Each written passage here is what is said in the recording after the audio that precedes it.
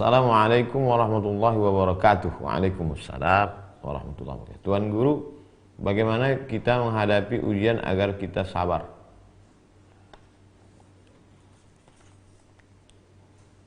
Pertama, kita fahami bahwa yang memberikan ujian itu Allah.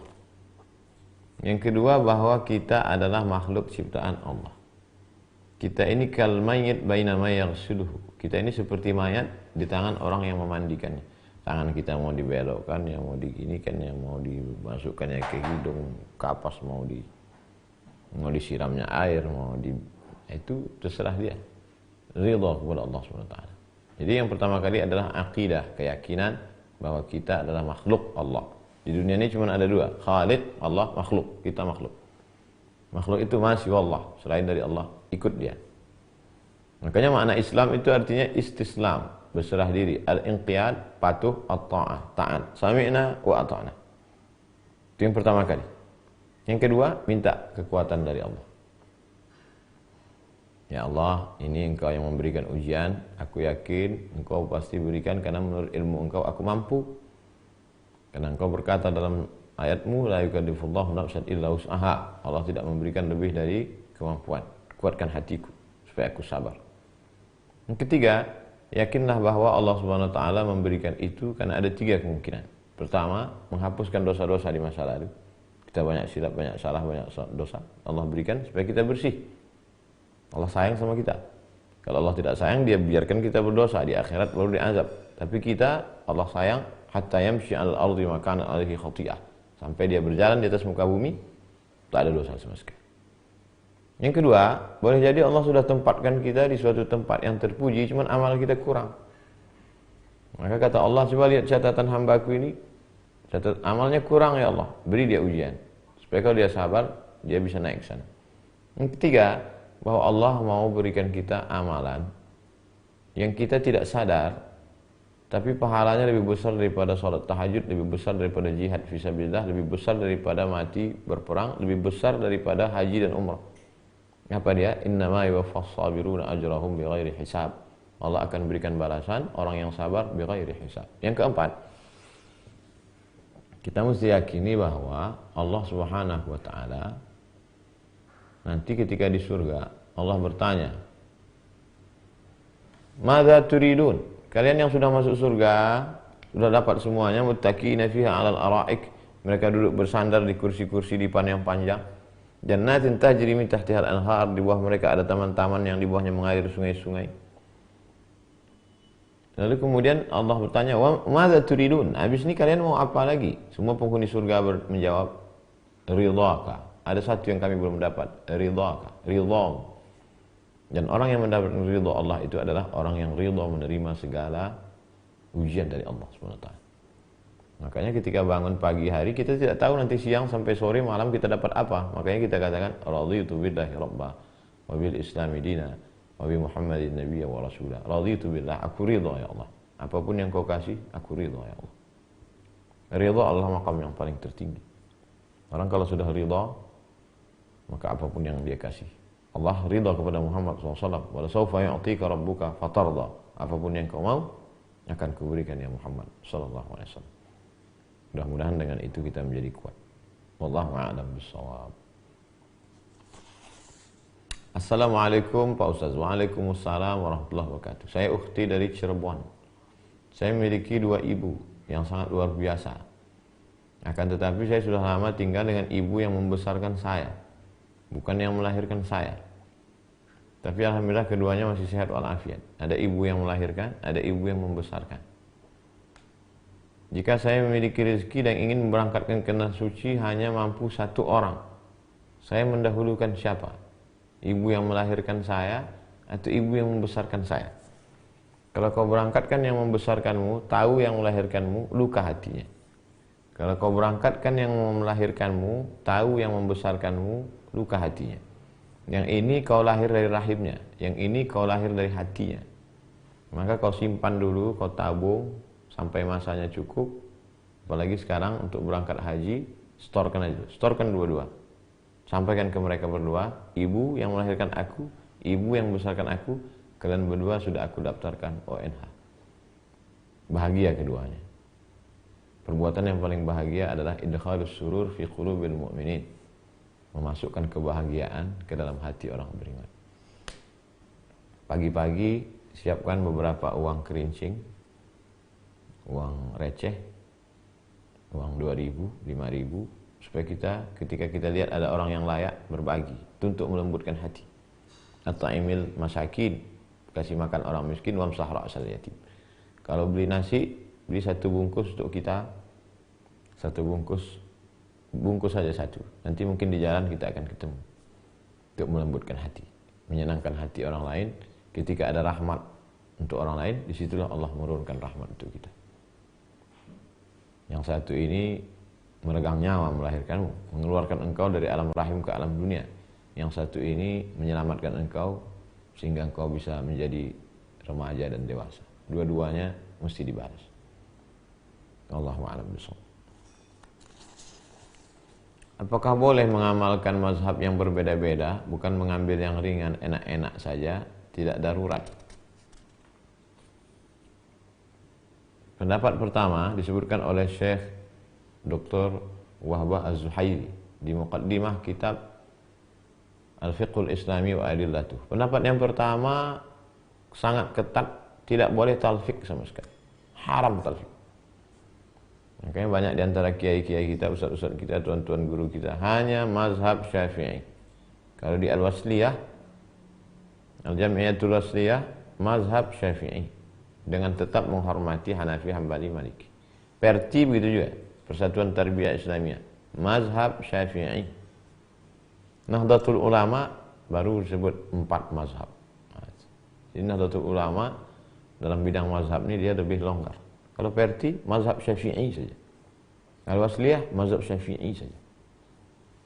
Sebetulnya tujuan mereka bukan mau menyalahkan Hanafi, Maliki, Hambali. Mereka ulama-ulama besar belajar di Makkah. Tapi mereka tidak ingin kita main-main dengan mazhab. Pendapat yang kedua mengatakan semuanya Ahlus Sunnah wal Jamaah, semuanya benar, silakan aja. Nah, ini liberal mazhab. Boleh pakai Hanafi, boleh pakai Maliki, boleh pakai Hambali. Bertolak belakang antara pendapat pertama dan yang kedua. Saya pakai pendapat yang tengah. Syaratnya ketat. Yang pertama mengerti mazhab. Yang kedua tidak dalam satu qadhiyah, tidak dalam satu masalah. Yang ketiga syaratnya tidak tatabu' rukhas, mencari enak-enaknya, gampang-gampangnya, mudah-mudah. Jadi 3 pendapat tentang mazhab. Saya sendiri lebih memilih satu mazhab supaya selamat dan tidak syak, tidak ragu. Mengikut guru-guru saya. Wallahu a'lam bishawab. Ustadz saya dari Sukabumi. Di tempat saya rata-rata setiap melaksanakan sholat fardu ada kunut nazilah. Apa boleh setiap sholat fardu ada kunut? Dan bagaimana hukum dan penjelasannya? Semoga Ustadz dimenangkan oleh Allah dari pelapor-pelapor yang tak jelas. Amin ya rabbal alamin. Kunut, ada namanya kunut subuh dalam mazhab Syafi'i dan mazhab Maliki. Bedanya kalau mazhab Syafi'i, kunut subuhnya setelah rukuk, i'tidal. Sami'allahu liman hamidah, Rabbana lakal hamdu mil'as samawati wal ardi wa min syai'in ba'd. Allahumma hdina fi man hadait. Mazhab Maliki kunutnya sebelum rukuk, selepas membaca ayat. Fa idza faragta fansab wa ila rabbika farghab. Imam baca kunut. Kunutnya sir, tidak berbunyi. Habis itu baru rukuk. Itu beda kunut Maliki dengan kunut Syafi'i. Hanafi dengan Hambali tak ada kunut subuh. Yang kedua kunut witir. Kunut witir ini terbagi 3 mazhab. Mazhab yang pertama tak ada kunut sama sekali dalam witir. Mazhab yang kedua ada kunut setelah pertengahan, setelah malam 15. Itu mazhab Syafi'i. Mazhab yang ketiga kunut dari awal sampai akhir. Jadi kalau ada dari sejak malam pertama dia sudah baca kunut, itu namanya kunut witir. Yang ketiga kunut nazilah. Kunut nazilah ketika terjadi musibah. Kunut ketika, bahkan ketika salat Jumat pun kunut. Saya pulang dari Maroko haji tahun 2007. Setelah itu bulan Maret ke Brunei Darussalam. Beberapa kali sholat Jumat di Bandar Sri Begawan dibacakan perintah dari Sultan karena banyak musibah maka membaca kunut pada sholat Jumat. Di Malaysia juga begitu. Perintah dari Mufti membaca kunut pada sholat Jumat. Nah, ini. Jadi tentang membaca kunut pada sholat fardu itu adalah, mana dalilnya? Ketika Nabi mengutus para da'i, lalu da'i itu dibunuh oleh orang kafir musyrik. Lalu kemudian Nabi SAW berkunut selama sebulan, kunut nazilah. Allahumma la'an Bani Ri'il, Allahumma la'an Zakwan, Allahumma la'an Usayyah. Ya Allah, laknatlah Bani Ri'il, laknatlah Zakwan, laknatlah Usayyah. Thumma tarakahu. Setelah sebulan Nabi meninggalkan kunut. Di situ letak ikhtilafnya. Kata Imam Abdurrahman Ibn Mahdi, thumma tarakahu, kemudian Nabi meninggalkan laknat. Kunutnya terus, tapi yang berhenti itu laknatnya. Sedangkan mazhab Hanafi dan Hambali mengatakan kunutnya berhenti. Nah, di situ ikhtilaf antara kunut nazilah dengan kunut subuh. Wallahu a'lam bishawab. Assalamualaikum Ustaz. Waalaikumsalam warahmatullahi wabarakatuh. Saya ingin bertanya, berdosakah jika mengambil uang suami diam-diam untuk membeli keperluan sendiri kalau suaminya pelit? Terima kasih. Jazakumullah khairan. Ketika Nabi SAW sampai ke kota Makkah Al-Mukarramah pada tahun 8 Hijrah, peristiwa itu disebut dengan Fathu Makkah. Lalu kemudian Nabi duduk di atas bukit Safa, datang seorang perempuan. Kata perempuan ini, Inna Aba Sufyan rajulun syahih. Ya Rasulullah, sesungguhnya suamiku namanya Abu Sufyan, orangnya syahih. Syahih itu lebih parah daripada bakhil. Pelit sekali. Bolehkah aku ambil uangnya untuk memberi makan anak-anakku dan keperluan aku sehari-hari? Kata Nabi, ambillah. Ambil secukupnya untuk keperluan sehari-hari. Makanya seorang suami ketika setelah akad nikah disuruh Pak Kua coba baca ini, wa ashiruhunna bil ma'ruf, pergaulilah istrimu itu bil ma'ruf. Bil ma'ruf diambil dari kata urf. Urf artinya standar. Untuk kota itu kira-kira standarnya untuk keperluan makan, rumah, tempat tinggal, pakaian, pendidikan anak, itu kira-kiranya berapa cukupnya untuk kota itu. Tentu kita tidak bisa samakan antara Saudi Arabia, Maroko, Sudan, Jakarta, Pekanbaru, Sumatera, Kalimantan. Tidak sama, Papua beda. Makanya digunakan kata urf. Menurut standar di negeri itu berapa? Tidak terlalu tinggi, tidak terlalu rendah, yang sedang. Standarnya 3 juta.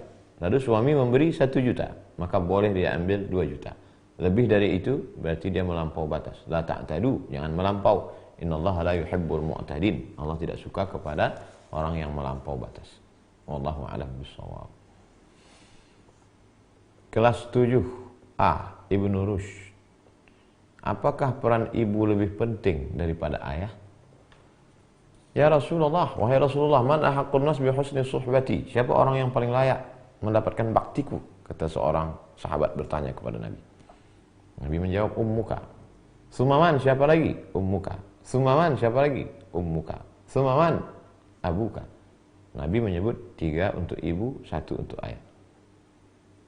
Dalam ayat Al-Quran, wa qadha rabbuka alla ta'budu illa iyyah. Allah mewajibkan engkau beribadah kepada Allah. Wa bil walidaini ihsana. Untuk ayah dan ibumu, maka berbuat baiklah engkau.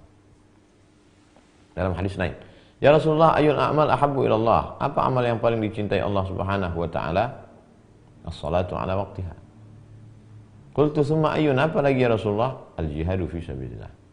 Qultu summa ayun, apa lagi ya Rasulullah? Birrul walidain, berbakti kepada orang tua. Jadi berbakti, sayangi ayah, taati, senangkan hatinya, beri dia makanan, pakaian, sara hidupnya, berikan dia hadiah, beri dia surprise, senangkan, bahagiakan. Tapi ibu lebih, karena ibu mengandung, ibu menyusukan, ibu melahirkan. Wallahu a'lam bishawab. Assalamualaikum Ustaz. Waalaikumsalam warahmatullahi wabarakatuh. Bagaimana cara mengembalikan uang kepada orang yang saya ambil uangnya tanpa sepengetahuannya? Jumlahnya saya lupa. Saya sebagai orangnya sudah pindah. Juga sebagian orangnya sudah pindah tak tahu kemana. Pertama harus dipastikan jumlahnya berapa. Kalau tidak ingat angka nominalnya agak-agak, kita bisa memprediksi. Kira-kira dulu tahun 90-an kita SMP. Kira-kira kalau anak SMP ngambil uang berapa? Ya taruhlah 100.000. 100.000 tahun 90 itu angkanya dulu tetapkan 100. Yang kedua, berapa gram emas? Karena yang tidak berubah itu adalah dinar harga emas. Jadi kalau 9 tahun 90 itu harga 100.000 itu 1 gram emas, tahun 90, maka kalau mau bayar tahun 2020 bukan dengan 100 ribunya, tapi dengan 1 gram emasnya. Karena terjadi inflasi, harga mata uang berubah. Tidak sama 100 ribu tahun 90 dengan tahun 2020. Tapi harga emas 1 gram sama. Jadi kalau harga 100 ribu itu 1 gram emas, berarti bayar sekarang tahun 2020 1 gram emas. 1 gram emas itu sekarang 500 ribu. Maka bayarlah 500. Yang ketiga, cari ahli warisnya. Tidak diketahui di mana ahli warisnya. 4, serahkan untuk masalih ammah. Masalih ammah, maslahat umum. Panti jompo, anak yatim, fakir miskin, masjid. Bukan person, tapi masalih ammah, kepentingan umum. Wallahu a'lam bishawab. Assalamualaikum. Waalaikumsalam warahmatullahi wabarakatuh. Apakah termasuk dosa jariyah apabila mengumpulkan ijazah dengan foto belum berhijab? Innal mar'ata, sesungguhnya perempuan, idza balagatil mahid, kalau sudah sampai usia menstruasi, la yaslullaha an yura minha, tidak boleh nampak dari tubuhnya illa hadza wajah wa hadza, telapak tangan. Yang dimaksud dengan telapak tangan zahiruha wa batinuha, artinya tertutup sampai di sini. Tiba-tiba di pas foto SD, oke, belum akhir balik. Pas foto SMP, SMA, S1, S2, S3, pas fotonya rambut nampak. Apakah perlu dicopot pas foto itu diganti dengan foto berhijab? Tidak bisa, karena kalau dicopot berarti harus tempel baru. Maka dibiarkan saja di situ. Ad-darurat tubihul mahzurat. Ad-daruratu tuqaddaru biqadriha. Dan orang juga memakai ijazah itu bukan ijazah asli, fotokopi. Fotokopi tidak jelas gambarnya. Dan orang selalu yang dilihat itu kan keterangannya, bahwa dia sekolah sudah selesai, tanggal lahir, di mana pendidikannya. Foto itu tidak terlalu diperhatikan orang. Jadi kadar nisbat mudarat mungkarnya minim. Jadi tidak termasuk dalam kategori yang dimaksud dengan dosa jariyah itu adalah disengaja. Adapun orang yang sudah mengaku, misalnya artis, dia pernah buat film, lalu kemudian ditonton orang. Setelah itu dia buat pernyataan, saya hijrah. Semua yang dulu-dulu saya mohon ampun kepada Allah SWT. Saya berharap kepada seluruh penonton supaya ditarik lagi, tidak ambil keuntungan, profit. Karena tolonglah saya supaya Allah meridhai saya. Setelah itu dia tidak mengambil keuntungan. Jangan hijrahnya, pindah pekerjaannya, tapi mengambil royalti yang terus mengalir. Itu namanya hijrahnya tidak kafah, tidak total. Mudah-mudahan kita diselamatkan dari dosa jariyah. Wallahu a'lam bishawab.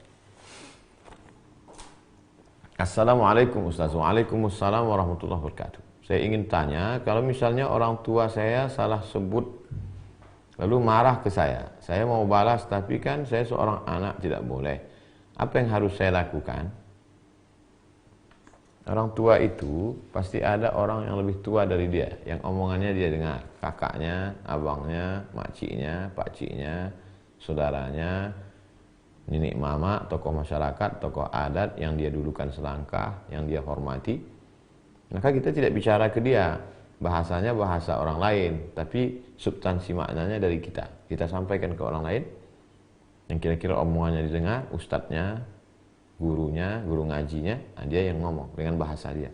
Bilisani qaumihi, dengan bahasa dia. Insya Allah pesannya sampai. Jadi bukan kita menasihati, karena bicara kita tidak akan didengar oleh mereka. Jadi betapa materi penting, tapi metode cara menyampaikan materi juga jauh lebih penting. Dan satu lagi, doa silahul mu'min. Doa senjatanya orang beriman. Tetap usaha, ikhtiar, dan berdoa. Mudah-mudahan Allah bukakan pintu hatinya. Wallahu a'lam bishawab. Nama saya Devi Ramazana. Assalamualaikum. Waalaikumsalam warahmatullahi wabarakatuh. Saya mau tanya, adakah doa khusus agar suami ngasih uang belanja lebih?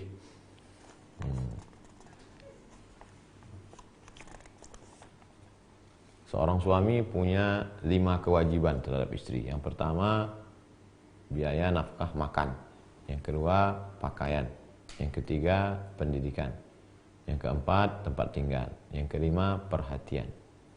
Makanya laki-laki diberi harta warisan lidzakari mithlu haudzil unsayain. Laki-laki 2 kali bagian perempuan. Itu salah satu bentuk keadilan Islam. Karena laki-laki tanggung jawabnya besar. Dia menanggung nafkah, biaya nikah, mahar, maka diberikan itu. Lalu kalau perempuan tidak mendapatkan seperti yang sudah digariskan Islam, dia lapor ke mana? Perempuan lapor ke wali. Bukan dia ngamuk-ngamuk, bukan dia ngancam-ngancam. Wali perempuan itu ada 6. Ayahnya, kakeknya, abangnya, adiknya, abang ayahnya, adik ayahnya laki-laki. Maka ke-6 wali inilah yang memanggil suami. Dipanggil suami, dinasihati, kamu punya kewajiban. Kenapa kamu tidak kasih sesuai dengan standar? Saya tidak mampu, Pak. Wali ini membantu. Kalau ada yang punya mampu, kasih dia modal. Anakmu, ponakanmu yang perempuan dinasihati, kamu mesti hidup prihatin karena suamimu ini susah. Nah, begitu. Jadi komunikasinya dibangun. Begitu ajaran Islam. Doa penting. Doa pakai bahasa Indonesia. Ya Allah, dengan kemuliaan surat Al-Fatihah, lembutkanlah hatinya, bukakan pintu hatinya. Tahajud, aqrabu ma yakunul 'abdu min rabbih wa huwa sajid. Seorang hamba paling dekat dengan Allah ketika dia sedang bersujud. Fa'ksiru fihi du'a. Perbanyaklah doa di sujud itu. Salat sunat 2 rakaat, salat sunat hajat, usolli sunatal hajat raka'ataini lillahi ta'ala. Wallahu a'lam bishawab. Nama saya Fatwa Mahesa Caniago, umur 17 tahun. Assalamualaikum Ustaz. Waalaikumsalam warahmatullahi wabarakatuh. Dalam surat An-Nisa ayat 103 dikatakan, sesungguhnya salat itu adalah fardu yang ditentukan waktunya atas orang-orang yang beriman. Apa yang dimaksud ayat di atas? Bukankah Allah yang menentukan waktu itu sendiri? Siapa orang beriman yang dimaksud dari ayat itu? Inna salata kanat 'alal mu'minina kitaban mawquta. Inna salata, sesungguhnya salat, 'alal mu'minina, diwajibkan Allah bagi orang-orang beriman, kitaban mawquta, waktunya sudah ditentukan. Yang menetapkan waktu itu siapa? Allah Subhanahu wa taala. Zuhur, subuh, zuhur, asar, maghrib, isya. Subuh 2 rakaat, zuhur 4 rakaat, asar 4 rakaat, maghrib 3 rakaat, isya 2 rakaat. Ada yang sir, ada yang jahar. Nabi Muhammad SAW ketika Isra Mi'raj menerima 5 waktu. 50 terlalu berat, jadi 5. Tapi teknis waktu, nama, cara, tata caranya itu setelah dia turun ke Makkah. Coba lihat kitab Muwatta Imam Malik tahun 179 Hijrah. Bab-bab awal tentang sholat, waktu sholat. Maka datang Jibril alaihissalam mengajarkan subuh begini, bacaannya subuh begini, 2 rakaat. Nanti waktunya begitu ini. Zuhur, asar, maghrib, isya. Yang menetapkan siapa? Allah. Diwajibkan pada siapa? Orang beriman. Yang membawa siapa? Muhammad sallallahu alaihi wasallam. Wallahu a'lam bishawab. Assalamualaikum Ustaz. Waalaikumsalam. Saya ingin bertanya. Ketika selesai sholat berjamaah, saya hendak bersalaman dengan yang di samping saya. Assalamualaikum warahmatullahi wabarakatuh. Assalamualaikum warahmatullahi wabarakatuh. Mau bersalam. Tapi hendak saya salam, wajahnya menoleh ke samping, seperti tidak suka kalau bersalaman. Apa hukumnya? Kalau sebelum sholat tadi sudah bersalaman, masuk masjid bersalaman, lalu kemudian sholat, selesai sholat orang yang sama di sebelah dia salam, hukumnya mubah. Bersalaman dengan orang yang sudah bersalaman sekali lagi hukumnya mubah. Masuk masjid ketika sedang qamat, kalau qamat sholat, terus sholat. Selesai sholat, salaman, hukumnya sunnah. Begitu kata Imam An-Nawawi, meninggal tahun 767. 676, Imam An-Nawawi. Bersalaman sebelum sholat, salaman lagi setelah sholat, mubah. Sebelum sholat, belum salaman. Selesai sholat, baru salaman, hukumnya sunnah. Imam Nawawi, dari kalangan mazhab Syafi'i. Imam Nawawi tidak punya Sahih Muslim.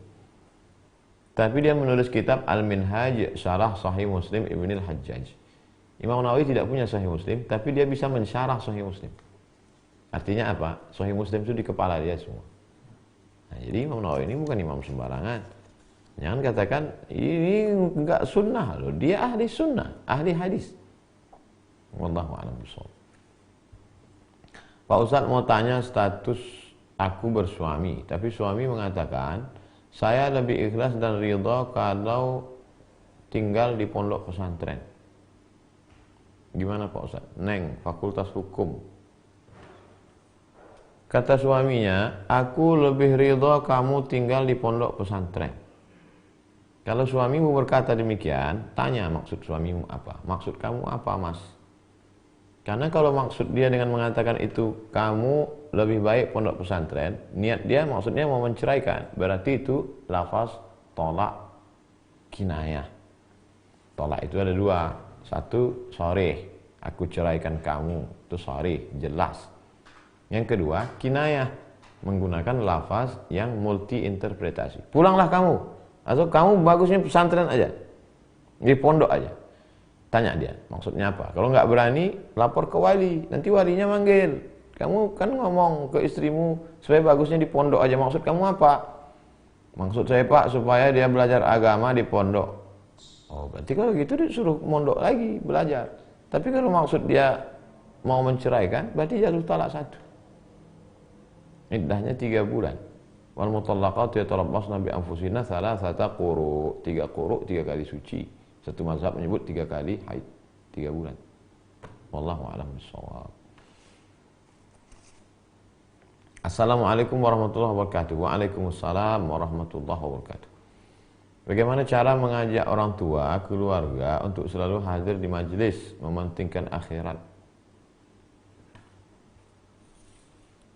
Biasanya kalau ada keluarga kita yang meninggal dunia, itu cara Allah menegur supaya kita ingat mati. Mungkin tidak di tengah keluarga, tetangga kita ada yang meninggal. Mudah-mudahan dia tersentuh dengan itu. Wa kafa bil mauti wa'iza. Cukuplah kematian sebagai nasihat. Atau ada arisan keluarga. Kebetulan hari Ahad, pas giliran rumah kita. Jadi kita adik-adik yang sudah ngaji, tapi bapak ibunya belum suka pengajian, itu manfaatkan kira-kira lewat pintu celah mana kita bisa masuk. Pintu arisan, manfaatkan, undang ustadz, sampaikan ustadz ceritanya tentang kita ini semua hidup mau mati, bekal apa yang akan kita bawa. Atau di kantornya ada pengajian, atau hadiah ketika ulang tahun, bagi-bagi hadiah, kita bagi hadiah buku tentang kematian. Pokoknya pakai segala celah kira-kira dakwah ini bisa masuk ke dalam. Tentu dengan cara yang santun dan baik, menyentuh hati. Ayah diyallahu bika rajulan wahidan, satu orang dapat menyentuh, satu orang dapat hidayah karena lisanmu, karena caramu, karena metodemu, khairum min humurin na'am, lebih baik daripada engkau memiliki seekor unta yang merah. Wallahu a'lam bishawab.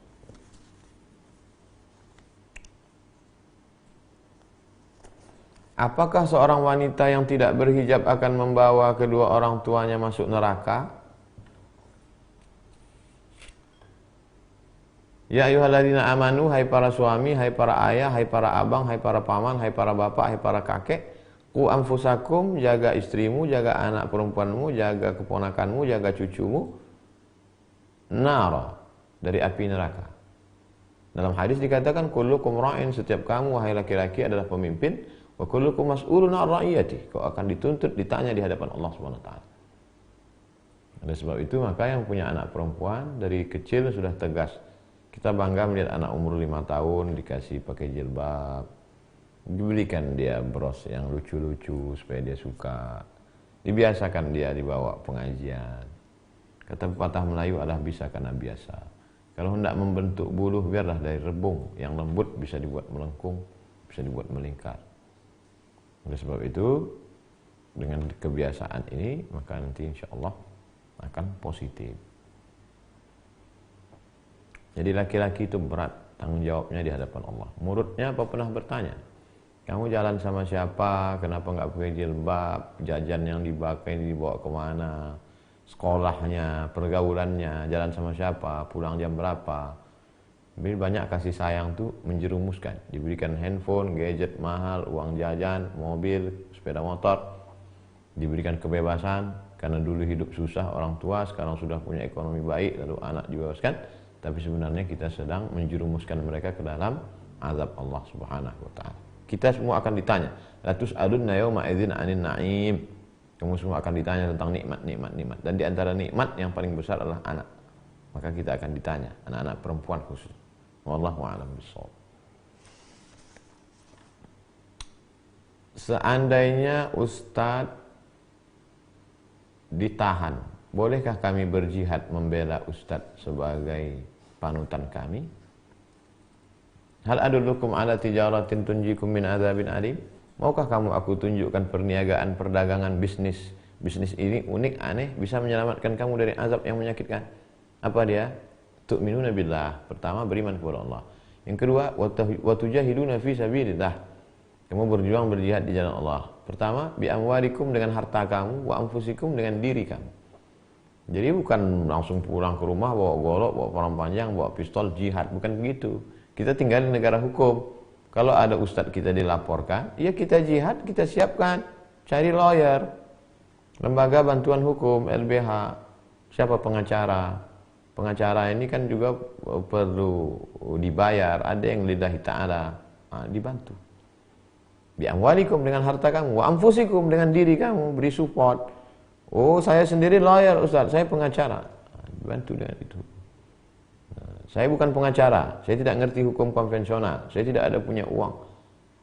Posting, tabayun, klarifikasi, kirim.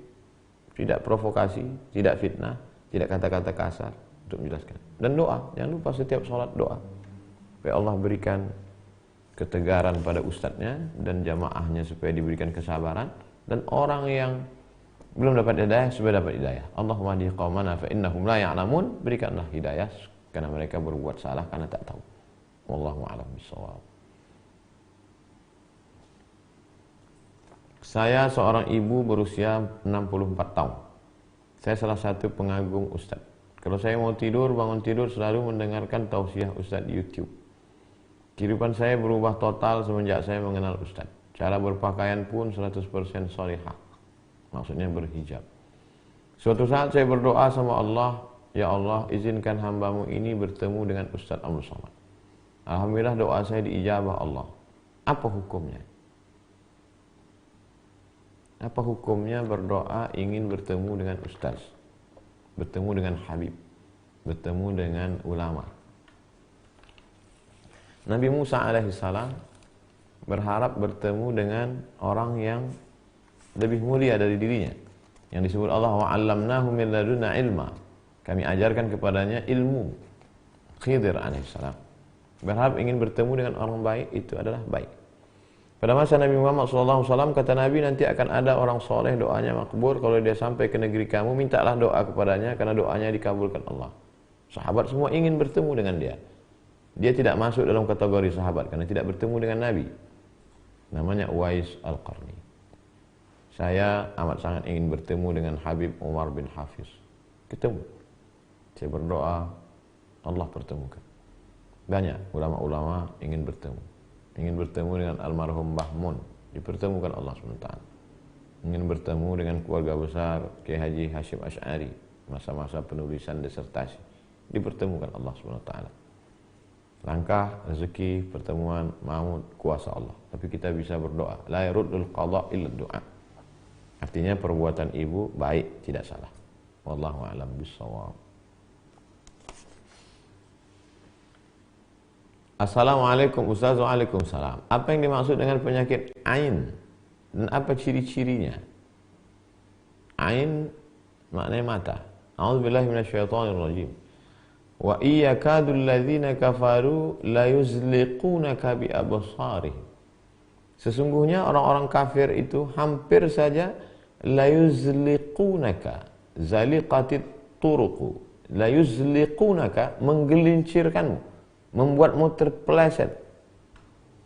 Hampir saja orang-orang kafir itu membuatmu tergelincir, terpeleset, terjatuh bi absarihim, dengan mata mereka. Nah, itu disebut dengan ain. Makanya kita dilarang oleh sebagian ulama memposting gambar anak kita yang lucu-lucu. Karena dikhawatirkan ketika diposting ada orang yang tidak suka, dia pandang, muncul hasadnya. Makanya ada ayat wa min syarri hasidin idza hasad. Ketika muncul hasadnya datang setan. Nah, ini anaknya kena ain. Al-ainu haq kata Nabi. Ain itu hak, kebenaran. Nah, jadi berawal dari mata, melihat, datang rasa tidak suka, datang setan masuk. Makanya itu terlihat dari doa yang diajarkan Nabi SAW. A'udzu bikalimatillahi tammati, aku berlindung kepada Allah dengan nama Allah yang maha sempurna. A'udzu bikalimatillahi tammati min kulli syaitanin wa hammatin wa min kulli 'ainin lammah. Aku berlindung kepada Allah Ta'ala dari ain, dari mata, lammah, yang jahat. Jibril alaihissalam meruqyah Nabi Muhammad SAW. Bismillah, dengan nama Allah. Urqika, aku ruqyah engkau. min kulli syai'in yu'dzika, dari segala sesuatu yang menyakitkanmu, min syarri kulli nafsin, dari segala yang jahat, yang buruk, au ainin hasidin, atau mata yang hasad, hasad. Allah yashfika, Allah menyembuhkanmu. Bismillahi urqika, dengan nama Allah aku meruqyah. Oleh sebab itu makanya perempuan sebaiknya tidak terlalu memposting karena nanti dilihat orang. Tidak semua orang baik, tidak semua orang ikut senang dengan kesenangan kita, tidak semua orang ikut bahagia dengan kebahagiaan kita. Banyak juga orang yang sakit hati dengan kesenangan kita. Maka muncul dari pandangan matanya, muncul hasadnya, datang setan. Kalau terkena, maka baca Fatihah sekali, Qul huwallah 3 kali, Qul huwal falaq sekali, Qul huwal nas sekali, ayat kursi sekali, sholawat, bacakan Bismillahirrahmanirrahim la yadurru ma'asmihi syai'un fil ardi wala fis sama'i wa huwas samiul alim. Bismillahi urqika u'idzuka. Nabi SAW meruqyah Hasan dan Husain, Sayyidina Hasan dan Husain, u'iddzukuma min kulli u'iddzukuma, aku berlindung kepada Allah Ta'ala, aku mohon perlindungan kepada Allah Ta'ala untuk kamu berdua. A'udzu bi kalimatillahi tammati min kulli syaitani wa hammati wa min kulli ainil lamma. Wallahu a'lam bishawab.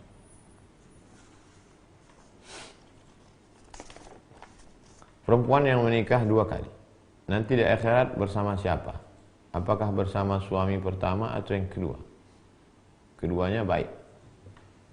Menikah seorang perempuan dengan suami yang pertama, bercerai, putus. Menikah dengan yang kedua sampai mati, maka dia akan bersama dengan suami kedua, karena akad yang pertama ini putus.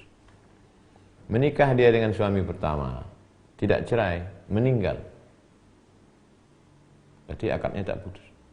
Menikah lagi dia dengan suami yang kedua sampai mati, nanti di akhirat dia dengan yang mana? Dijawab oleh Imam Abu Hamid Al-Ghazali dalam kitab Ihya Ulumuddin, ahsanuhum khuluqan, yang paling baik akhlaknya.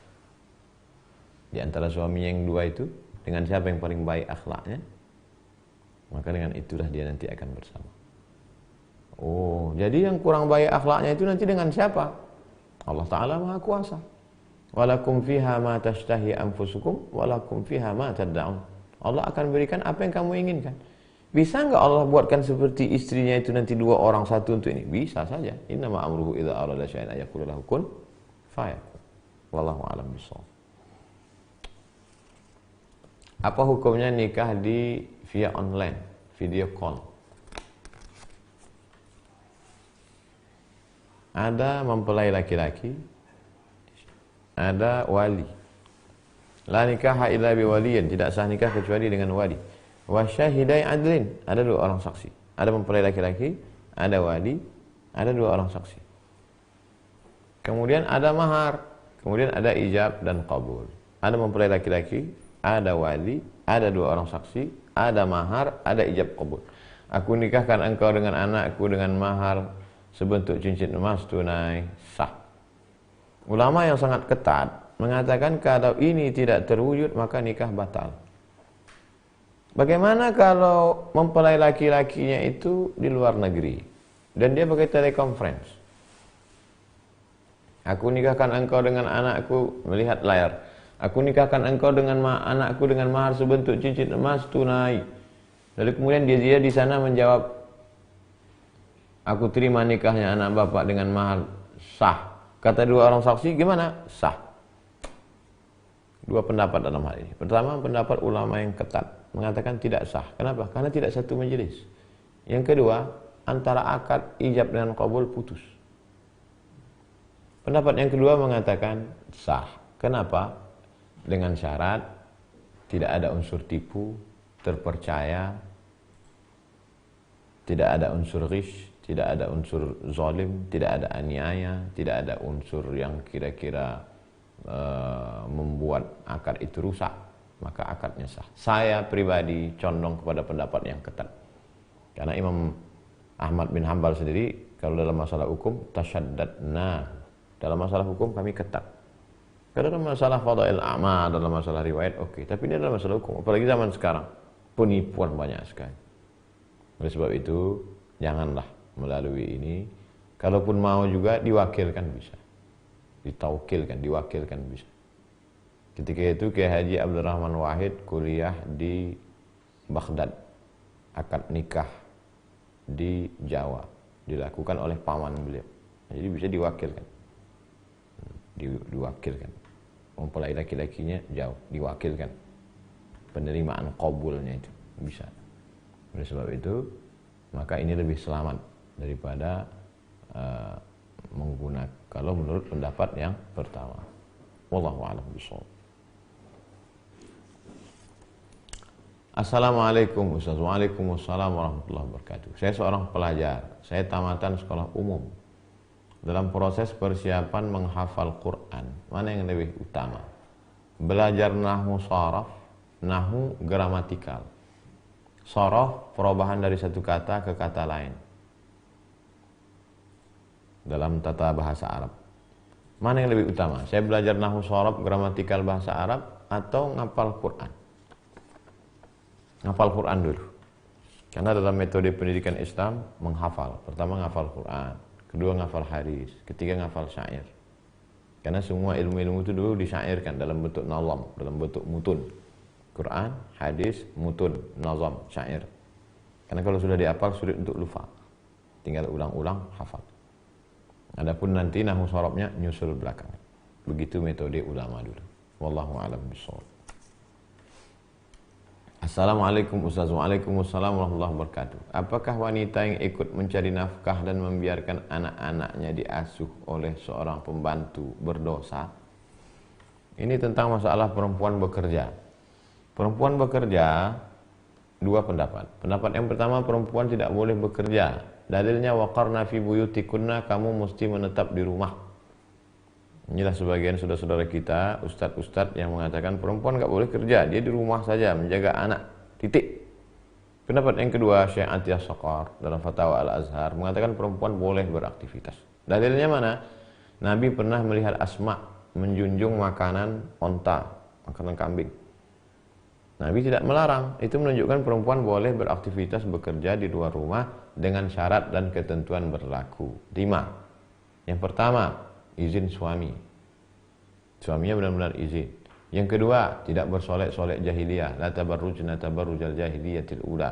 Yang ketiga, tidak berdua-duaan dengan laki-laki tak mahram. Kalau dia ngantor rame-rame, kalau dia keluar kota rame-rame. La yakhulwanna rajulun ma'amra'atin illa ma'adhi mahramin. La tusafiranna mra'atun illa ma'adhi mahramin. Yang ketiga, 4, tidak meninggalkan kewajiban.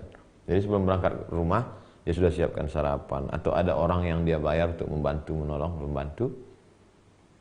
Jadi kalau dia bekerja dari jam 8 pagi sampai jam 4 sore, pulang ke rumah handphonenya mati, dia mandikan anaknya, dia didik anaknya, dari maghrib ke isya dia ajar anaknya, habis itu dia tanya PR-nya, bagus. Jangan dari jam 8 sampai jam 4 sore dia bekerja di kantor, pulang ke rumah dia main handphone, anaknya mau tunjukkan nilainya dia tidak mau tahu, akhirnya tidak dapat kasih sayang. Oleh sebab itu, maka waktu yang singkat efektivitas waktu. Wallahu a'lam bishawab. Assalamualaikum warahmatullahi wabarakatuh. Waalaikumsalam warahmatullahi wabarakatuh. Saya ingin sekali menyekolahkan anak saya ke pesantren, tapi biayanya sangat mahal. Bagaimana solusinya? Sekarang ada rumah-rumah tahfiz. Jadi anaknya biar saja sekolah SMP pagi. Pagi biar di SMP. Jam 12, jam 1 pulang. Pulang, masukkan ke rumah tahfiz. Alhamdulillah di beberapa kota ada rumah tahfiz. Masukkan. Nanti dia akan menghafal Quran. Atau ada program maghrib mengaji dari maghrib ke isya. Jadi sekolahnya tetap dapat ijazah SMP 3 tahun, SMA 3 tahun. Tapi dia ada hafalan Al-Quran. Dalam setahun hafal juz 30, habis itu hafal juz 29, habis itu hafal juz 28. Untuk yang juz belakang bagus 28, 29, 30, nanti baru juz 1 dari depan. Ar-Rahman, Yasin. Jadi pendidikan agama dia dapat. Ini bagi masyarakat yang ekonomi susah. Adapun bagi pemimpin kita, anggota dewan, bupati, mumpung masih ada jabatan kekuasaan amanah diberikan Allah, supportlah pendidikan agama, masukkan 5 pelajaran agama ke SMP, akidah, Quran, hadis, akhlak, bahasa Arab. Akidah, Quran, hadis, akhlak, bahasa Arab. Support Dewan, DPR, RD, DPR provinsi untuk SMA provinsi, DPRD untuk kabupaten kota, sekolah-sekolah SMP dimasukkan pendidikan agama, maka insya Allah selamat anak-anak kita dari narkoba, dari zina, dari pergaulan bebas. Wallahu a'lam bishawab. Assalamualaikum Pak Ustadz. Waalaikumsalam warahmatullahi wabarakatuh. Saya mau tanya, bagaimana hukumnya jika seorang ayah tidak memberi nafkah kepada anak dan istri karena beliau sakit? 5 kewajiban seorang suami. Seorang ayah kepada anak, seorang suami kepada istri. Makanan, pakaian, pendidikan, tempat tinggal, perhatian. Kalau dia tidak sanggup, perhatian termasuk seksual. Kalau dia tidak mampu, maka dia diberikan masa untuk berobat, impoten. Diberikan dalam Islam berobat setahun. Setahun dia tidak sembuh, maka istrinya berhak untuk menggugat ke pengadilan. Penyakit kusta, penyakit supak, boleh dia menggugat. Jadi dalam Islam itu rasional. Jadi tidak semata-mata perasaan saja. Nah, bagaimana kalau dia tidak mampu memberikan nafkah zahir, yang tadi batin, zahir, tak mampu dia memberikan makan? Maka dalam Islam dia punya keluarga, keluarganya menolong. Wa ta'awanu 'alal birri wat taqwa wa la ta'awanu 'alal itsmi wal 'udwan. Keluarganya pun susah juga. La yukallifullahu nafsan illa wus'aha. Allah tidak membebani orang di luar kemampuannya. Maka kalau sudah di bawah kemampuan, maka diangkat hukum kewajiban dari dirinya. Mudah-mudahan saudara-saudara kita yang mengalami seperti ini dibukakan Allah segala kesulitannya, ditolong Allah segala kesusahannya. Wallahu a'lam bishawab. Assalamualaikum. Waalaikumsalam warahmatullahi wabarakatuh. Salahkah menolak seorang lelaki yang hendak berkenalan dan meminang karena beliau perokok dan saya nggak kuat asap rokok?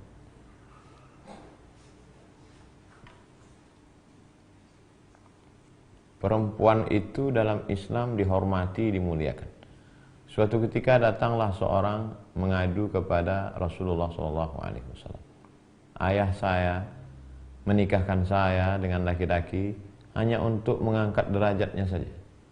Dia dinikahkannya saya dengan laki-laki itu karena dia ingin dipandang, dimuliakan. Nabi SAW memanggil bapaknya. Panggil Nabi, lalu kata Nabi SAW, anak perempuan ini punya hak terhadap dirinya sendiri. Itu 14 abad yang lalu, apalagi zaman sekarang. Oleh sebab itu perempuan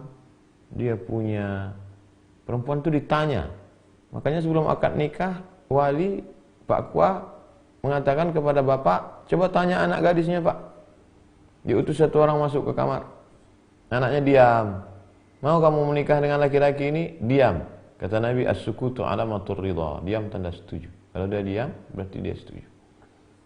Oleh sebab itu, maka kalau tidak setuju, dia katakan, saya tidak mau, karena dia perokok. Tapi dia orang baik. Tanya, mau tak berhenti merokok sekian bulan ini? Jadi keputusan itu ada pada perempuan, ada pada walinya, bermusyawarahlah mereka. Wa amruhum syura bainahum. Allah memberikan yang terbaik. Wallahu a'lam bishawab. Apa hukumnya membakar kemenyan dalam tahlilan? Kalau kita dalam acara maulid membaca syair burdah, syair Barzanji, syair Sibtud Durar, syair Al-Diya'ul Lami, syair Ad-Dibai, itu biasanya para habib menyalakan perapian, dibakar bukhur, asap. Bukhur artinya asap. Yang dibakar itu biasanya serbuk kayu gaharu. Serbuk kayu gaharu. Harum sumerbak. Sama dengan menyan. Bedanya kalau menyan itu batang kayu yang dipotong keluar seperti getah bening. Itu yang dibakar. Kenapa di tempat kita nggak pakai gaharu? Gaharu mahal. Gaharu dijual, diekspor keluar, yang dibakar menyan.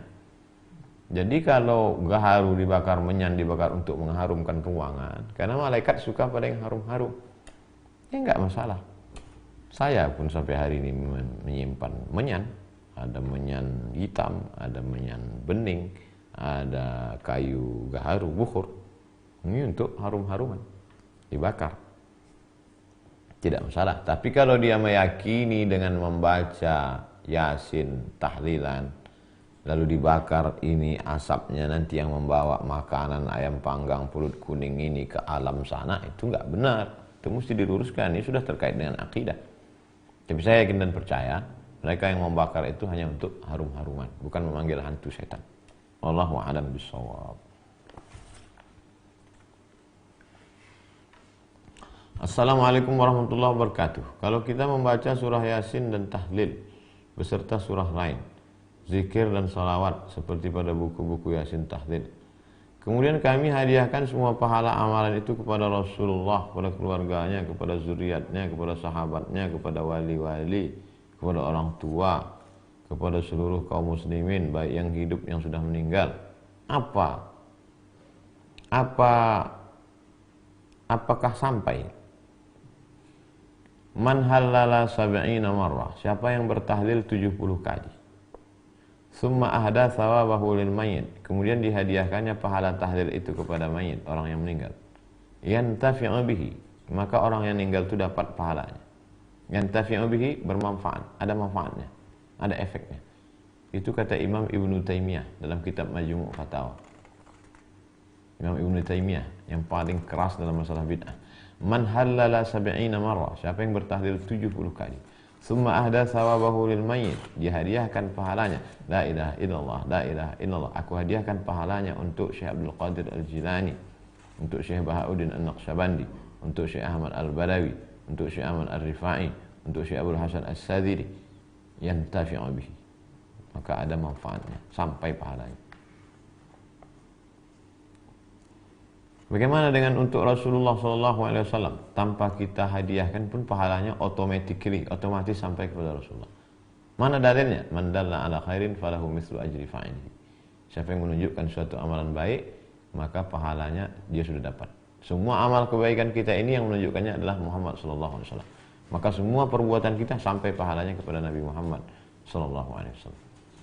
Adapun kepada orang tua, bedanya dengan orang lain. Kalau orang tua tidak perlu kita sebut Allahumma ausil thawaba ma qara'tuhu, ya Allah, sampaikanlah pahala bacaanku kepada orang tuaku. Tidak perlu baca itu langsung sampai. Tapi kalau untuk orang lain perlu kita sebutkan Allahumma ausil thawaba ma qara'tuhu, ya Allah, sampaikanlah pahala bacaan yang ku baca tadi min surat Yasin wa suratil Fatihah wa suratil Ikhlas wal muawwidhataini. Sampaikanlah pahala bacaan surat Yasin, Al-Fatihah, Qul huwallahu 3 kali, Qul huwal falaq, Qul bin nas, ayat kursi, awal Al-Baqarah, ujung Al-Baqarah kepada almarhum fulan bin fulan. Wallahu a'lam bishawab.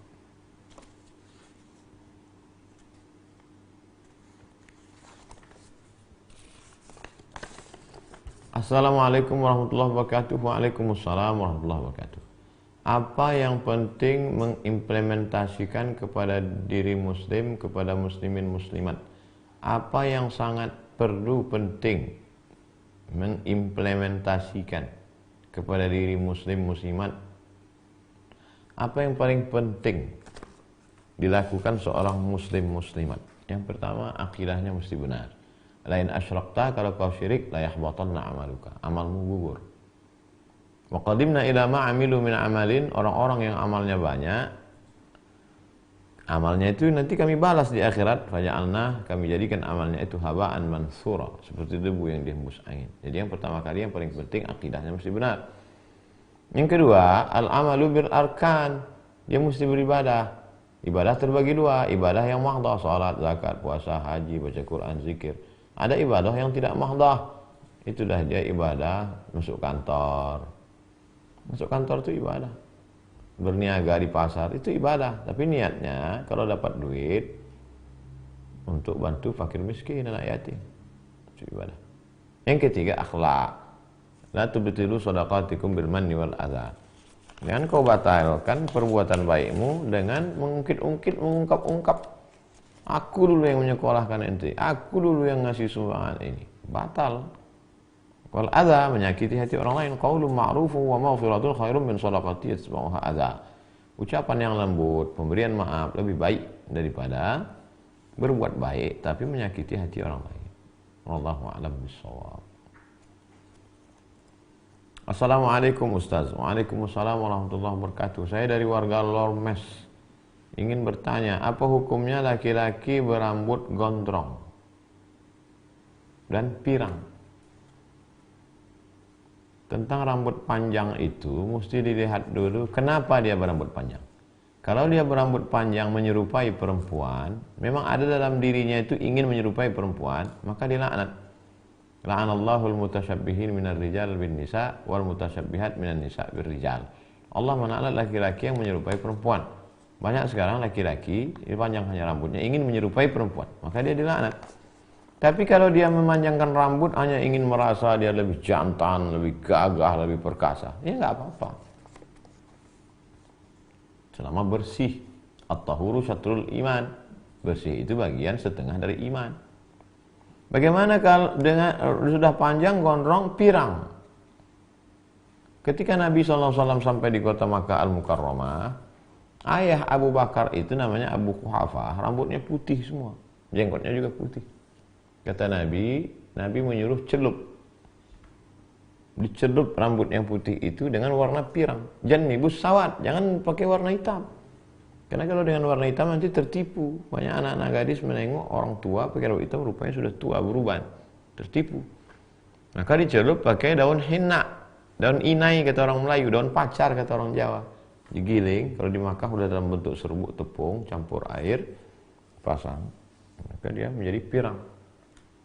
Makanya Habib Umar bin Hafiz jenggotnya itu pirang, warna mahogani, warna coklat tua, karena itu warna inai. Jadi boleh mencelup, tujuannya adalah supaya uban tak boleh dicabut, karena uban itu akan menjadi nurun yaumal qiyamah. Uban akan menjadi cahaya pada hari kiamat. Uban kalau kita risau dicelup pakai warna hinai. Apa hubungan uban dengan cahaya? Saya baca syarah hadisnya. Ternyata orang kalau beruban, dia lihat wajahnya di cermin, dia ingat mati. Kalau dia sudah ingat mati, dia akan banyak ibadah. Kalau dia banyak ibadah, maka cahayanya terang pada hari kiamat. Itu korelasi antara uban dengan cahaya. Saya seorang mahasiswa, ingin jadi pengusaha, membantu ekonomi umat. Mohon ilmu untuk menjadi pengusaha yang sesuai syariat Islam dan mohon doanya. Yang pertama, niatnya mesti supaya kaya. Al-mu'minul qawi, mukmin yang kuat, khairun lebih baik, wa ahabbu ilallah lebih dicintai Allah minal mu'minil dhaif daripada mukmin yang lemah. Dua, antada awarathata ka'aghniya, kau tinggalkan anak cucu istrimu dalam keadaan mampu secara finansial ekonomi, khairun lebih baik. Min antada'ahum 'allatan, daripada kau tinggalkan mereka miskin, yatakaffafun 'alan nas, minta-minta. Yang ketiga, kalau kau berusaha niatnya adalah untuk bangun masjid. Saya ingin jadi bisnismen supaya bisa bangun masjid, bukan untuk bangun rumah. Bangun masjid. Man bana masjidan, siapa yang bangun masjid, banallahu mithlahu baitan fil jannah, dibangunkan untuknya satu tempat di surga. Jadi untuk kepentingan. Yang keempat, dia mesti belajar kepada orang berilmu. Jadi buatlah sebuah komunitas, undang bisnismen muda yang berhasil, milenial, tularkan ilmunya. Sekarang tuh banyak tuh bisnismen kita, komunitas pengusaha hijrah, komunitas berbagi, komunitas muslim, komunitas pengusaha muda muslim. Nah, ini semua untuk berbagi. Setelah itu doa. Karena orang kalau hanya sekedar usaha, nanti kalau berhasil sombong. Tapi kalau dia berdoa, dia sadar bahwa ini adalah titipan Allah Subhanahu wa ta'ala. Wallahu a'lam bishawab. Bagaimana hukum melewati orang sholat untuk memenuhi shaf? Sawus sufuf, di antara makna sawus sufuf artinya penuhkan shaf depan. Fa inna tasbihatu sufuf min tamamis shalah. Penuhkan shaf depan, baru shaf kedua. Tiba-tiba di depan shaf itu ada 01. Siapa yang maju ke depan, maka yang belakang ini langsung maju ke depan. Atau yang dari shaf ini mendekat ke tengah. Imam di tengah, kosong di sini. Yang kanan ini merapat. Atau yang belakang ini tergantung siapa cepat. Dia kosong, untuk mengambil keutamaan fadilah. Apa hukumnya melewati orang salat? Lau kana ya'lamul marru, seandainya orang yang melewati salat itu tahu dosanya melewati orang yang salat, pastilah dia akan berdiri arba'ina. Kata rawi hadis itu, aku tidak tahu apa makna arba'in, 40, apakah 40 hari, 40 bulan atau 40 tahun. Lebih baik tegak 40 di sampingnya, apakah 40 hari, 40 bulan atau 40 tahun, daripada melewati orang yang salat. Tapi membiarkan shaf kosong juga enggak benar. Oleh sebab itu maka kalau ada shaf kosong, salat belum dimulai, mau hari Jumat, ada orang salat, tunggu dulu. Tak lama itu selesai salam dia baru isi yang kosong itu. Wallahu a'lam bishawab.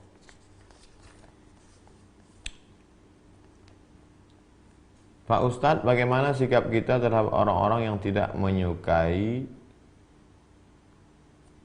ceramah Ustadz Abdul Somad? Orang yang tidak suka itu terbagi kepada dua. Yang pertama, tidak faham. Kita kasih faham. Dia tidak faham isi ceramah itu karena dia tidak mendengar langsung, tapi dia mendengar potongan-potongannya. Maka biasanya Ustadz Abdul Somad memberikan ceramah klarifikasi. Ini ceramah klarifikasi. Lihat semua penjelasannya dalam video pendek di Ustadz Abdul Somad Official atau di Instagram. Di Instagram biasanya dijelaskan, ini maknanya untuk membantu jamaah. Posting saja itu, copy paste saja untuk memudah. Posting, kirim. Yang kedua adalah orang yang memang sengaja untuk tidak faham, karena dia memang cari uangnya, cari makannya dari tidak faham itu. Dibayar untuk itu. Orang yang ini tidak perlu diladeni, karena dalam dunia maya kita tidak bersentuhan melihat orang langsung. Menghabiskan energi untuk itu sama seperti menguras air laut. Jadi biarkan saja. Posting sekali, klarifikasi sekali, ini loh yang lengkapnya, ini penjelasannya. Udah cukup. Jangan habiskan energi untuk itu. Wallahu a'lam bishawab. Assalamualaikum warahmatullahi wabarakatuh. Waalaikumsalam warahmatullahi wabarakatuh. Ustaz, apakah kami boleh berjihad untuk ulama yang kami cintai jika dia diganggu? Nabi SAW berdoa 1 bulan ketika ulama da'i yang dikirim itu dibunuh. Allahumma la'an Bani Ri'il, Allahumma la'an Zakwan, Allahumma la'an Usayyah. Bunuh, la'natlah Bani Ri'il, la'natlah Zakwan, la'natlah Usayyah. 3 suku yang membunuh da'i yang dikirim oleh Nabi Muhammad SAW. Di zaman sekarang kita tidak lagi membunuh, tapi kita menyiapkan pengacaranya, membantunya. Kita dengar ada ustaz yang dikriminalisasi, ditangkap.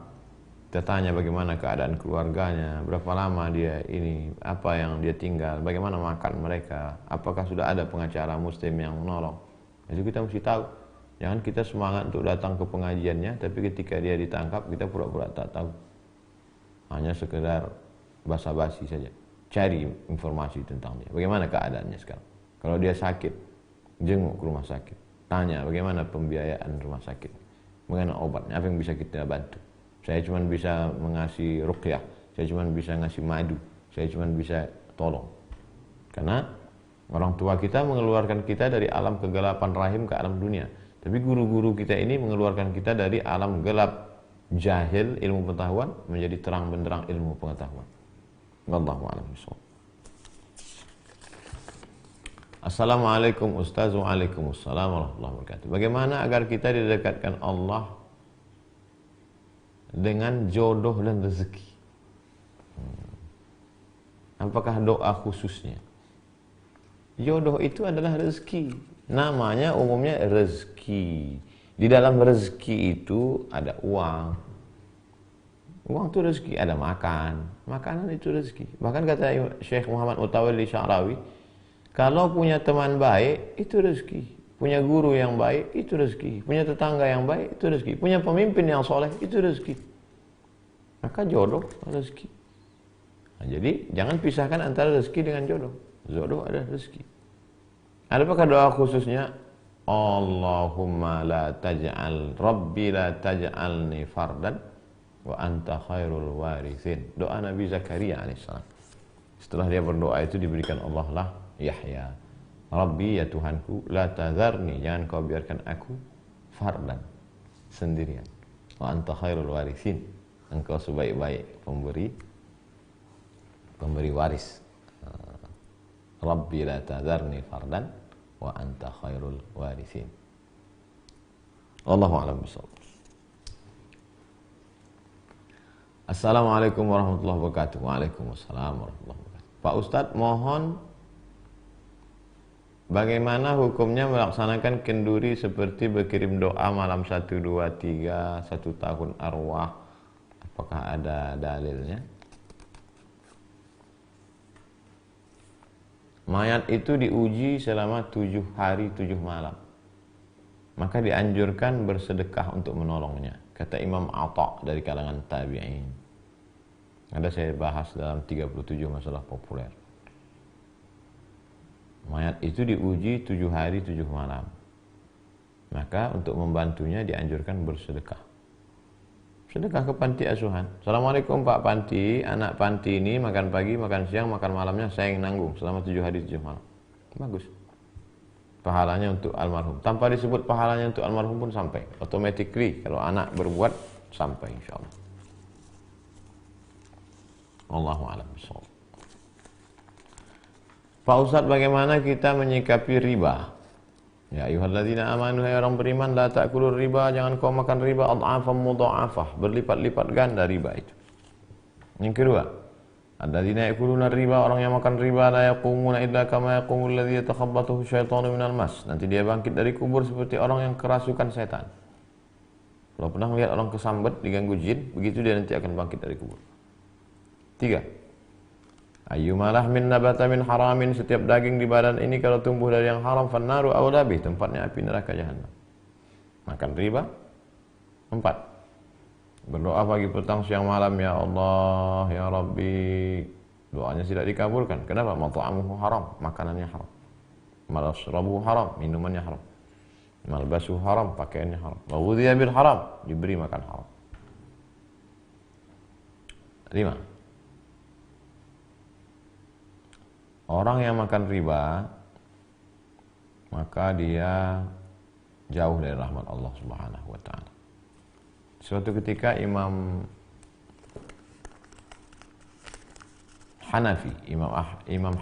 Abu Hanifah ingin bertamu ke rumah orang. Di depan rumah orang itu ada pohon kayu. Imam Hanafi tegak, dia panas. Ya Imam Hanafi, kata orang. Ya. Kenapa nggak mau bernaung di depan kayu, depan rumah orang itu? Saya nggak mau bernaung di depan rumahnya, di depan kayunya, karena orang yang punya rumah ini minjam uang saya. Apa salahnya? Kullu qardin jara naf'an fahuwa riba. Setiap pinjaman kalau mengambil manfaat maka riba. Bernaung di bawah pohon kayu di depan rumah orang yang minjam uangmu pun Imam Hanafi tidak mau karena takut kena riba. Begitulah hadusnya Imam Hanafi tentang masalah riba. Wallahu a'lam bishawab. Ustaz, bagaimana hukum musik dalam Islam? Untuk lengkapnya baca kitab Fiqhul Musiqa wal Aghani, fikih musik dan lagu, ditulis oleh Syekh Yusuf Al-Qaradawi. Sudah diterjemah ke dalam bahasa Indonesia. Walaqad zayyana as-samaa'a ad-dunya bi zinatil kawakib. Kami sudah menghiasi langit-langit dengan bintang-bintang yang cantik dan indah. Kalau kita naikkan mata kita ke atas di tengah malam, nampak cantik indah. Kata Syekh Yusuf Al-Qaradawi, kalau mata suka melihat yang indah, maka telinga juga suka mendengar yang indah-indah. Itu makanya di majelis-majelis para habaib, setelah baca kitab misalnya, jenuh, letih, ya Allah munsyid. Mana ada munsyid? Munsyid maksudnya yang baca nasyid. Ya Rabbana atarafna. Dah, baca lagi. Nanti jenuh, munsyid, baca lagi. Salawat. Salawat burdah, salawat barzanji, salawat dibai, salawat.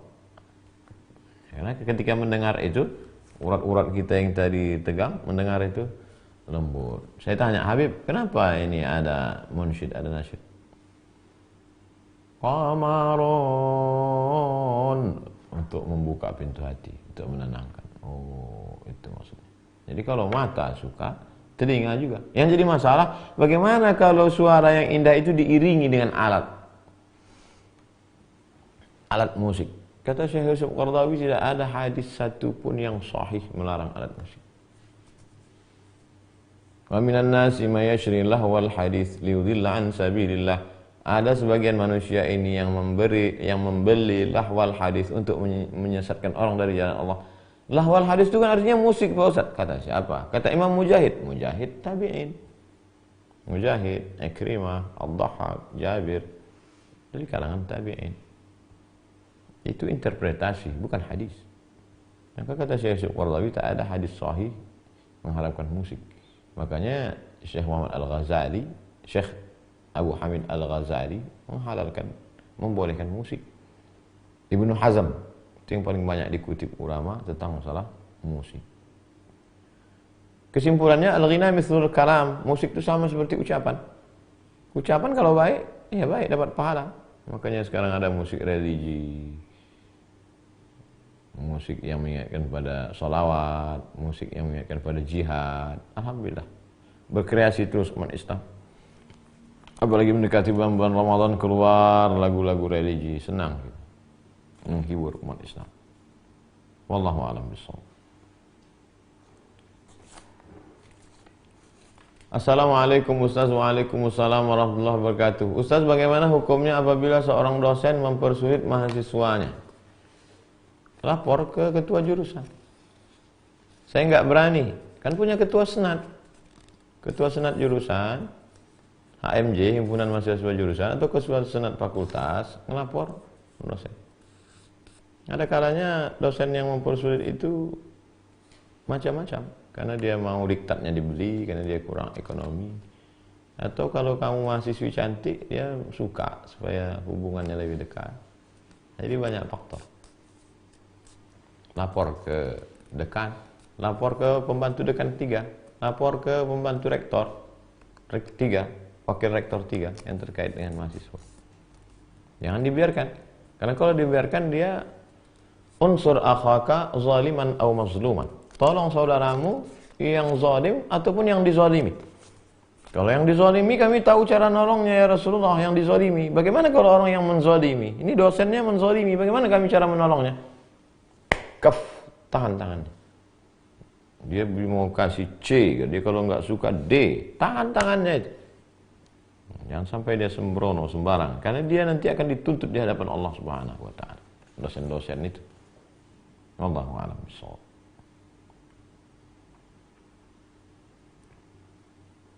Mohon doa buat orang tua saya sedang sakit, Ibu Sahdaniyah Bakri binti Muhammad Bakri. Bismillahirrahmanirrahim. Alhamdulillahirabbil alamin. Arrahmanirrahim. Maliki yaumiddin. Iyyaka na'budu wa iyyaka nasta'in. Shiratal mustaqim. Shiratal ladzina an'amta 'alaihim ghairil maghdubi 'alaihim waladdallin. Amin. Allahumma inna natawassalu ilaika bihaqqi nabiyyika Muhammad sallallahu alaihi wasallam wa bisirril Fatihah an tashfi mardana wa tarham mautana wa tuballigh maqasidana wa taqdi hajatina wa taghfir lana ma madha. وتفتح لنا فتوح العارفين وترزقنا فهم المرسلين وصلى الله على سيدنا محمد والحمد لله رب العالمين. Assalamualaikum warahmatullahi wabarakatuh. Waalaikumsalam warahmatullahi wabarakatuh. Saya seorang mu'allaf baru masuk Islam. Boleh nggak saya mendoakan kedua orang tua saya yang masih beragama non muslim? Apa yang harus saya lakukan untuk mereka? Kalau dia masih hidup, doakan mereka dapat hidayah. Allahumma hdi qaumi fa innahum la ya'lamun. Doa Nabi kepada kaumnya yang masih musyrik, masih hidup. Allahumma hdi qaumi.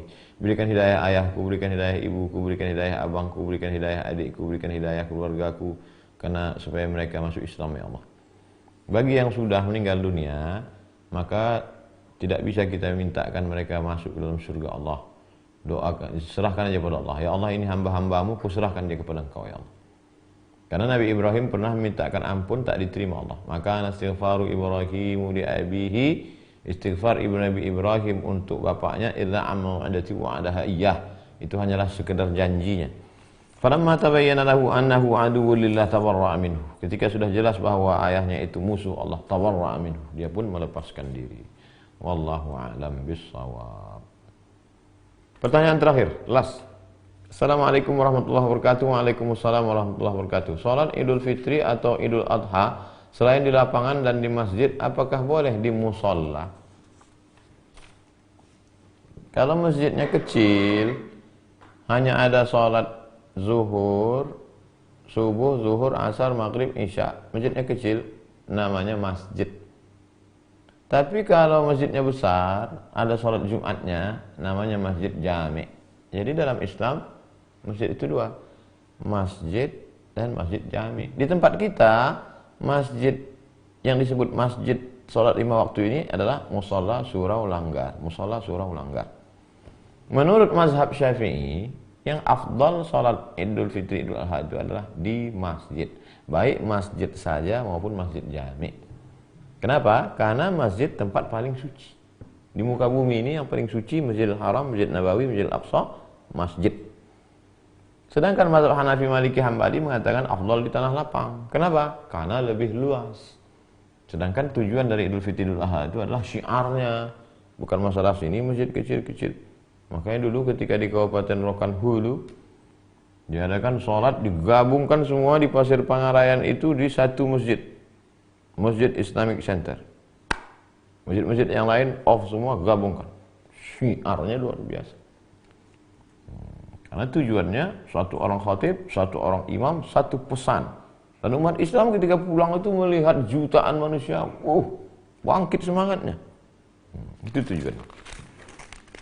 Wallahu a'lam. Terima kasih segala perhatian jamaah dimanapun berada. Semoga senantiasa terus beraktivitas, jangan putus asa, banyak berzikir dengan Allah, basahkan lidah dengan tasbih subhanallah walhamdulillah wala ilaha illallah wallahu akbar. Kalimatani, 2 kalimat, khafifatani ala lisan, ringan di lisan, saqilatani fil mizan, berat pada timbangan mizan, habibatani ila rahman, dicintai Allah, subhanallah bihamdihi subhanallahil azim. Istighfar perbanyak. Maka Allah mu'adzibahum wa hum yastaghfirun. Allah tidak akan mengazab selama mereka masih mau beristighfar. Banyak-banyak beristighfar. Astaghfirullahaladzim, astaghfirullahaladzim, astaghfirullahaladzim, astaghfirullahaladzim, alladzi la ilaha illa huwa atubu ilaih. Banyak-banyak berselawat. Di antara penyebab tertolaknya bala adalah dengan banyak berselawat. Allahumma shalli ala sayyidina Muhammadin salatan tunjina biha min jamil ahwali wal afat, taqdirana biha jami'al hajat, tutahhiruna biha min jami'is sayyi'at, tarfa'una biha indaka 'ala darajat, tuballighuna bi aqsal ghaib jamil khairati fil hayati wa ba'dal mamat. 7. Innaka sami'un qaribun mujibud da'wat wa yaqdil hajat. Wa sallallahu ala sayyidina maulana Muhammad wa ala alihi wasallam walhamdulillah rabbil alamin.